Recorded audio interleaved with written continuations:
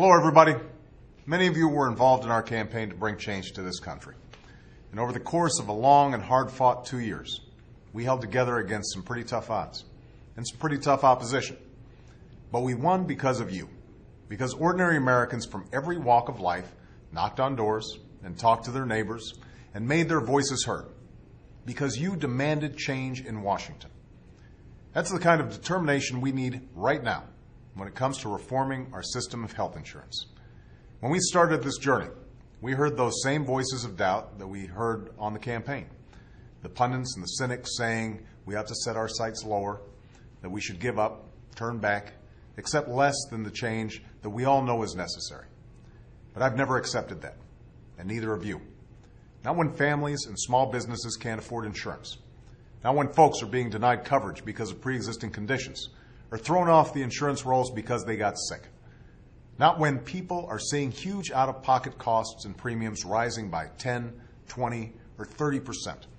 And not when rising healthcare costs are sinking our country deeper and deeper into debt. That's why I've put forward a proposal that would do 3 things. First, it would end the worst practices of insurance companies. No longer would insurers be able to deny you coverage because of a pre-existing condition or drop your coverage because you got sick. And they wouldn't be able to charge unlimited amounts for out-of-pocket expenses or arbitrarily raise premiums. Second, we would give small businesses and people who don't get insurance at work the same choice of private health insurance that members of Congress will get. Because if it's good enough for members of Congress, it's good enough for the people who pay their salaries. And if you still can't afford insurance in this new marketplace, then we'll offer you tax credits based on your income. Third, my proposal would bring down the cost of health care for millions, for families, businesses, and for the federal government, and would extend the life of Medicare. We've now incorporated most serious ideas from across the political spectrum about how to rein in rising costs, ideas that go after waste and abuse while reducing errors and improving care for people. In fact, much of this proposal draws on the best ideas from Democrats and Republicans, including some of the ideas that Republicans offered during the healthcare summit we held last week. And that meeting capped off a debate that has lasted the better part of a year. So now's the time.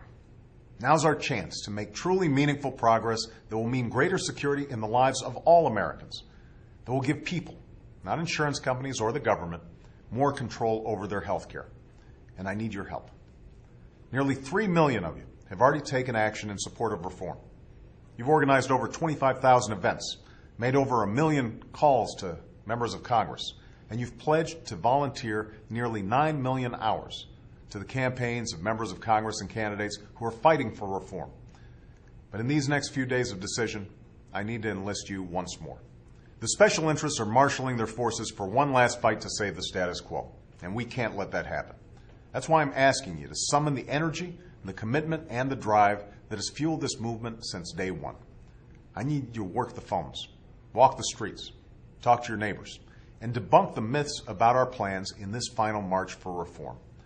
And I need your help in urging all Americans who want this reform to make their voices heard too. Every parent, every business owner, every patient, every doctor, every nurse. There are countless stories that remind us what's at stake in this fight. One of them is about a woman who volunteered for our campaign. She put off a medical exam she needed because, even with insurance, she couldn't afford it. A year later, she discovered she had cancer. And in the years that followed, she fought not just to beat her illness, but to change our health insurance system so no one else would go through what she did. She died a few weeks ago. She was 41 years old. I'm here because men and women like her stood up and demanded change. I'm here because of you. And if we succeed in this historic effort to improve our healthcare system, it will be because of you as well. Yes, this is going to be a fight to the finish, but we're used to those. And together, I'm confident that we can win this fight, that we can succeed in this great enterprise to move our country forward. Thanks so much.